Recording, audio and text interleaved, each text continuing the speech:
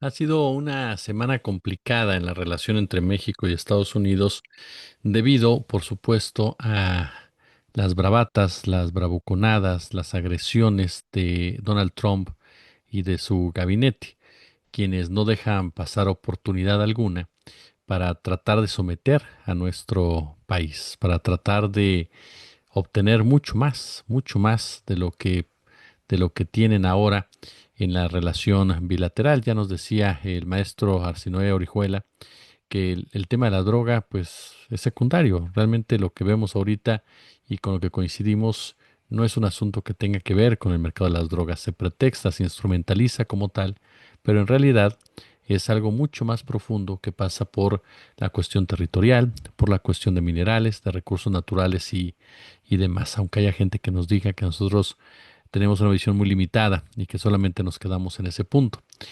Lo cierto en toda esta discusión es que en estos últimos días, en estas últimas horas, hemos sido testigos precisamente de esta andanada por parte de Estados Unidos que ha pasado del dicho al hecho, sobre todo con acciones literal, de provocación, ya sea montando una frontera totalmente militarizada, con soldados, con Marines, quienes están listos en cualquier momento a cruzar la línea fronteriza, con drones, con navíos, así como también con el despliegue literal de varias fuerzas, ¿no? De varias fuerzas, de varios militares en aguas de América Latina y el Caribe, según ellos, para perseguir a los cárteles de la droga, pero es exactamente lo mismo que le acabo de mostrar, de señalar.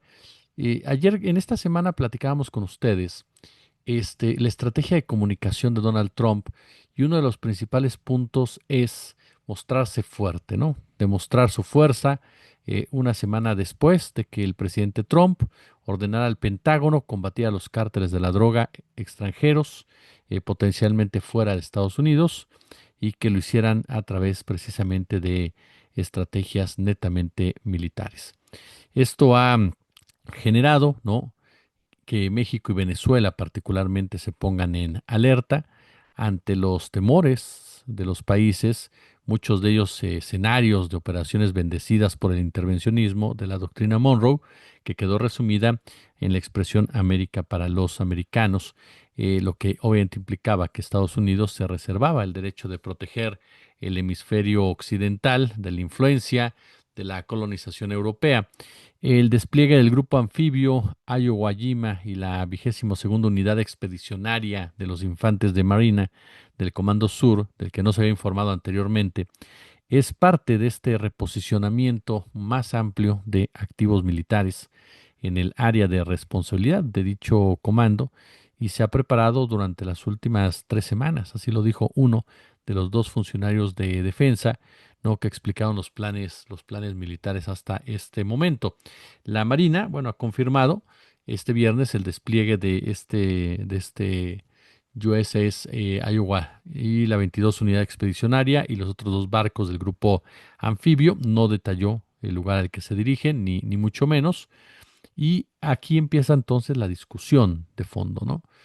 Es cierto que se siguen dando noticias alrededor del tema del crimen organizado en México, por ejemplo. También este fin de semana, bueno, estos días se dio a conocer cómo pusieron ya el ojo en este hombre Juan José Farías Álvarez, el famoso abuelo, un personaje clave en Michoacán. ¿Para qué? ¿Cómo operó este hombre? Este hombre fue clave para Enrique Peña Nieto con el afán de desarmar a las autodefensas, de penetrar a las autodefensas, de contaminar a las autodefensas, de convertirlas en grupos criminales en lugar de grupos sociales como había sido su propio origen. Incluso las autodefensas, a raíz de la participación de este hombre con la venia del gobierno de Enrique Peña Nieto, pues se convirtieron precisamente en lo que juraron destruir. Incluso muchas de ellas forman parte actualmente de los llamados cárteles unidos, ¿no? Este conglomerado de grupos delictivos, como lo definan el Tello, que en un inicio se unieron para combatir el cacicazgo de los caballeros templarios y que ahora son el principal rival del cártel Jalisco Nueva Generación. Incluso este Castillo, que fue el encargado de supuestamente pacificar Michoacán, llegó con esa encomienda, ¿no?, divide y vencerás, de infiltrar a las autodefensas, que les sirvían en un momento dado para erradicar la presencia del cártel de los Caballeros Templarios, que ya estaban sumamente quemados, en pocas palabras, que ya eran demasiado mediáticos, que ya no eran útiles a los caciques locales, ni tampoco a las autoridades federales por esta publicidad que existía a su alrededor. No faltaba, por supuesto, el líder que sentía que era más importante que aquellos que lo habían producido. Entonces llegó el momento de hacerlos a un lado, utilizando las autodefensas, por supuesto, y después contaminar a las autodefensas para quitar a los líderes de las mismas y entonces tener el control social, no la paz, sino el control social. Bueno, pues esta es la historia de este grupo en donde pertenece o aparece este hombre conocido como el abuelo, ¿no? Al que responsabilizan de trasiego de drogas, de extorsión a campesinos y demás, y por el cual están ofreciendo ahora ya 10 millones de dólares precisamente allá en Michoacán, ¿no? Esa es parte de la historia que se ha venido contando.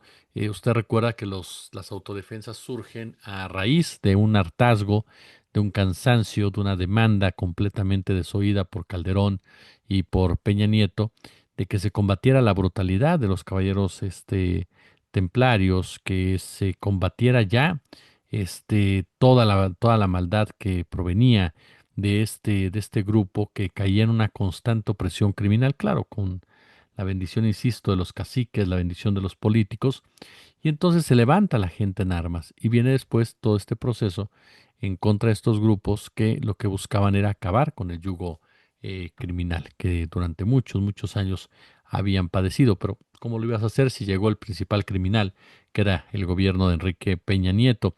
Esa es una de las primeras noticias, por supuesto, que se dan al respecto y que no podemos obviar porque se relaciona con los propios Estados Unidos. El otro punto que es muy importante es, sin duda alguna, que Estados Unidos quiere el petróleo de Venezuela, quiere controlar el gobierno de Venezuela. Ya les robaron más dinero en Estados Unidos, ellos le llaman confiscación, es un robo. Y Estados Unidos quiere controlar Venezuela, esa es la realidad de las cosas. Quiere quitar a Maduro porque sabe la importancia de tener a un peón en Venezuela en este momento en donde la disputa hegemónica es tan grande. Venezuela en realidad no se espanta con este tipo de acciones, ya está muy curado de espantos, y por supuesto tienen muy cuidado a Nicolás Maduro, pero la realidad es que Estados Unidos no puede descartar a personajes como Donald Trump, como todos estos personajes que están a su alrededor y que están a favor de esta intervención militar y que están dispuestos a pagar cualquier costo con tal de tener la fotografía de un Maduro derrotado, de un Maduro detenido, de un Maduro sometido como tal, y la posibilidad de poner a alguien ahí como Corina Machado, Edmundo González, Juan Guaidó, que realmente cumple un papel similar al de Milei o similar al de Noboa, y que pueda ser un freno, ¿no?, para China, pero sobre todo que entregue el petróleo a Estados Unidos, que hoy por hoy continúa con esta hambre, con esta voracidad de convertirse en el principal jugador en el control energético, sobre todo porque el principal consumidor de energéticos en el mundo es su contraparte, es China. Ahora, en el caso de México, la tensión diplomática ha subido de nivel. La nueva directiva firmada por Donald Trump, que autoriza al Pentágono a usar fuerza militar contra los cárteles designados como organizaciones terroristas, pues obviamente genera mucha controversia. Esto va más allá de declaraciones políticas, es una amenaza directa. Es una amenaza directa a la soberanía mexicana, seamos muy claros. ¿Por qué? Porque esta nueva directiva lo que permite es al ejército actuar contra los cárteles sin autorización del Congreso si se consideran terroristas. Imagínese que de la nada surja un dron que dispare en la frontera o se salga de control o algo contra el ejército norteamericano, pues tienen el pretexto perfecto. Es decir, ellos mismos pueden provocar este asunto. No tiene que venir de otro lado. Además, el cártel de Sinaloa les rinde pleitesía a los gringos. Entonces, ¿quién genera la violencia en Sinaloa? Estos mismos mercenarios de Estados Unidos. Por eso no se acaba, porque son ellos los que siguen armando, los que siguen mandando gente. Entonces, por supuesto que esta violencia en Sinaloa tiene una finalidad política que es golpear en algún momento la frontera con Estados Unidos y echarle la culpa a este grupo terrorista y entonces tener cualquier pretexto para invadir. ¿no? Entonces no podemos hacernos sordos ante esto. Son ocho, ¿no? Ocho los cárteles mexicanos: Sinaloa, Jalisco, Noreste, Familia Michoacana, Cárteles Unidos, el del Golfo, los que están involucrados en esta diatriba. También está por ahí el MC-13, está también el Tren de Aragua. Y bueno, los expertos lo que han dicho es que no hay, obviamente, una base legal para que pueda llevar a cabo un ataque militar, pero queda también claro que Estados Unidos, pues, es lo último que le importa en realidad, ¿no? Estados Unidos, lo único que le interesa en realidad es cumplir con la ley. Me refiero particularmente a lo que es Donald Trump. Ahora, obviamente, y lo hemos dicho hasta el cansancio, Trump usa la narrativa de invadir México desde su campaña en 2024. Ha buscado mostrarse duro, ¿no?, frente a la crisis del fentanilo. El Partido Republicano abraza la idea de una intervención como si fuera una política oficial, y esto obviamente funciona como una herramienta de presión, como un mensaje electoral para su base conservadora. La presidenta Claudia Sheinbaum ha rechazado totalmente la intervención militar, incluso como una forma de pararlos en seco, de volverles a demostrar que se está colaborando, pues extradita a 26 presuntos miembros de los cárteles, a petición precisamente de Estados Unidos, todo con el afán de reducir tensiones. Hay líderes del cártel de Jalisco, Balatuta también entre ellos, etcétera, etcétera. Incluso ya en febrero, como usted sabe, se han extraditado a otros 29. Ahora, estrategia o intimidación, en realidad, esta postura de Estados Unidos, por supuesto que intimidación, ¿no? Y es una intimidación al estilo de la mafia, es decir, obliga a México a resolver el problema del fentanilo en Estados Unidos, como si México tuviera los alcances para resolver un problema que ellos mismos crearon, que ellos mismos administran y que ellos mismos profundizan. Al mismo tiempo, es una jugada política. ¿Por qué? Porque alimenta la narrativa de mano dura antes de las elecciones de Estados Unidos. Alimenta la narrativa de un narcoestado en México. ¿Para qué? Para debilitar el liderazgo de Claudia Sheinbaum, porque eso es lo que busca Estados Unidos. Ellos saben perfectamente cómo lastimar los liderazgos. Eso es fundamental para poder avanzar, fracturar el liderazgo de Lula, el liderazgo de Maduro, el liderazgo de Petro, el liderazgo de Claudia, con el afán precisamente de poder invadir, si no la esfera física, sí la esfera psicológica de una sociedad, ¿no? Entonces, no es cualquier cosa. Obviamente hay una mezcla diplomática coercitiva, ¿no?, con intereses internos, particularmente de la política norteamericana. No olvidemos quién es el que maneja el tema de la política norteamericana: Marco Rubio, el de la política exterior, que es un odiador. Así, el hombre odia todo lo que es progresismo, odia todo lo que es 4T, odia todo lo que es México, a menos, claro, que se hinquen a su favor, y aún así los trata un poquito mejor, pero lo sigue odiando. Y hay muchos riesgos en esto. Una intervención violaría, obviamente, los tratados internacionales, podría afectar profundamente las relaciones comerciales. Como ha dicho Mike Vigil, Estados Unidos no puede ser tan estúpido de creer que en México no va a haber reacción, no porque puedas enfrentarte con ellos de manera inmediata, pero sí en una guerra de guerrillas, sí en movimientos sociales, sí en protestas sociales. Estados Unidos no tendría paz en México en muchos sentidos. Incluso hay gente que dice que invadir México se podría convertir en otro Vietnam, con una implicación durísima, pero durísima, para las empresas norteamericanas, para los sectores claves de la economía norteamericano.